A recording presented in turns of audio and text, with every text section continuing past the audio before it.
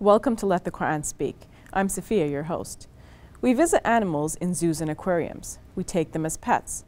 We use them in scientific experiments. We eat them. We wear their wool, leather, and down.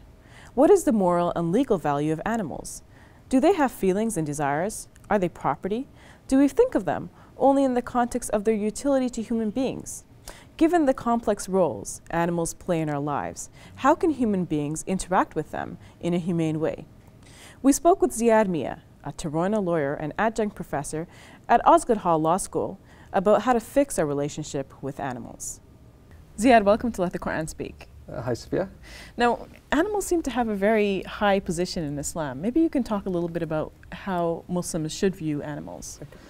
My understanding of animals in Islam is that they are sentient beings, so they feel, they have minds, they have a life like us.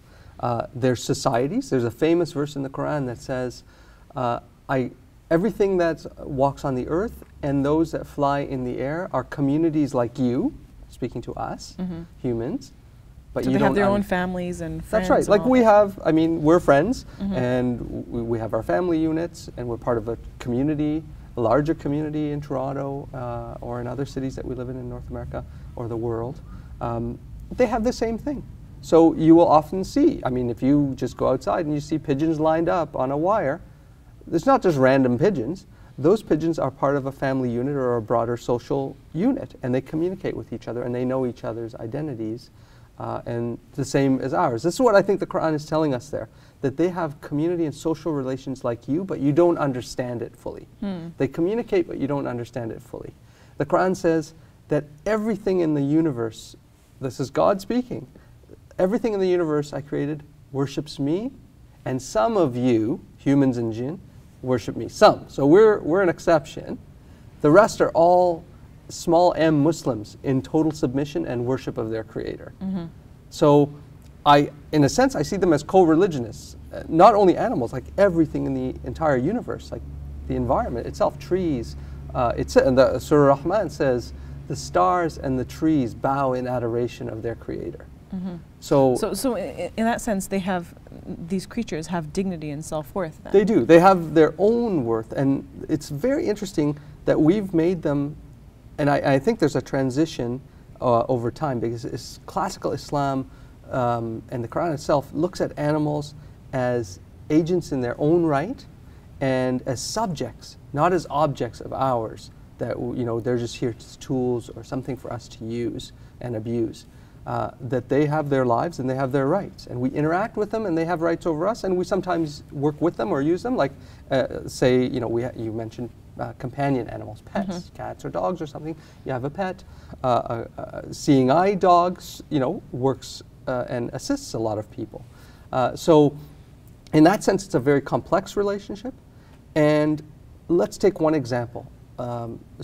Prophet Solomon was I kind of compare him to, say, like a superpower of the time, very powerful, very intelligent, sophisticated culture. When he's moving his army, and he runs, paraphrasing, he hears the ant, because he understood the speech of animals. Again, an indication, the Quran gives us a clue that they have means of communication. Again, something modern scientists and post-Renaissance people totally disregarded, that animals were just these dumb little things that had no feelings, didn't feel pain, weren't sentient. And that fiction that we told us, the lie, we tell ourselves a lot of lies as humans so we can get away with doing what we want to do. So we lied to ourselves that they don't feel anything, so we could vivisect them, use them, whatever we wanted. But the Quran and Islam says no, they have that dignity and they speak. So he understood the speech of animals, which is amazing. And he heard the ant, he heard her. So that's an important thing as well, that the Quran is speaking, understanding that the ants are led by a female, not a male, which is profound in the sense that how would someone know that, in those times especially. And second, in the sense of gender roles. So she said, get to your houses, Sulaiman's army will crush us. So she was like, hey, you know what, let's get out of here because it's a danger coming. He heard it and he smiled. And then Sulaiman, I suspect, I mean, it doesn't go into detail, but he deferred to her rights. right? So that would be like Obama stopping the Fifth Fleet because he heard some dolphins saying, hey, the Fifth Fleet's coming through the Persian Gulf, you know, power down, let them pass. I don't think he's doing that. He's going to plow over those suckers. So Suleiman deferred to the ant, and I think it's important in many ways that the ant is a female. Okay. And I think it's important that the ant is something we think is of no consequence. Because Rasulullah Sallallahu Alaihi Wasallam spoke about sparrows. He said, if you kill even a sparrow or something smaller, there's a consequence to it. Yeah, because when we think about animal rights, we never think about insects, no, right? We hate crush those insects, things, yeah. right? Yeah. Because we, you know, even our animal rights are sort of distinguished with the cute and fuzzy. We all love kittens and puppies, and some guy, you know, tortures a puppy, we want to have that guy's head on a stick tomorrow. Or the animals that seem more intelligent than That's the right. others. So we make these distinctions. Even in the animal rights movements, there's a big debate. So you don't think that we should make these distinctions then? I personally, I mean, I teach animal law. I personally don't think that's a morally justifiable distinction. And I think that's supported even from my faith perspective, that the Quran doesn't make these distinctions. It says they have, each life has a dignity and sort of a respect. So if we say, oh, it's on intelligence, that's almost like a type of prejudice. Because some in the animal rights movement say, you know, primates and higher, they're very close in intelligence to us, genetically close to us, they should have rights. And then others, well, chickens, they're dumb. Now, though, those barriers are all breaking. Pigeons can do math, chickens have been shown to do all sorts of things.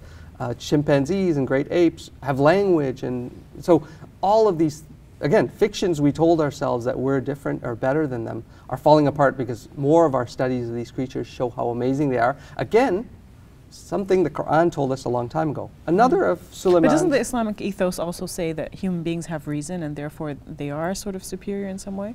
I don't know if they're superior in the sense we have, see, humans, the role we play in the universe is we're khalifa, a trustee or a steward of this earth.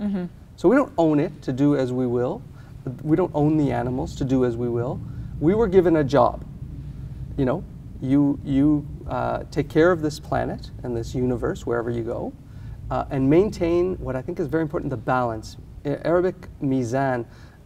The Creator says, I set the balance in the universe, do not upset it, or you will do injustice to others and yourself. So we're here to maintain that balance and live with the respect of the Creator. Take what we need, but not overtake. We've done that with oil and gas, like everything, right? We're ripping up the earth. So I think that an environmental injustice is being done. But I think we need to just work with these other creatures. They may not have that trustee job. And there's a famous hadith that said it was offered to others, right? I mean, there's the story that the Creator offered it to others, and the others said, no, thank you. Maybe they had more brains than us in a sense, right? And we were like, hey, we'll take that job.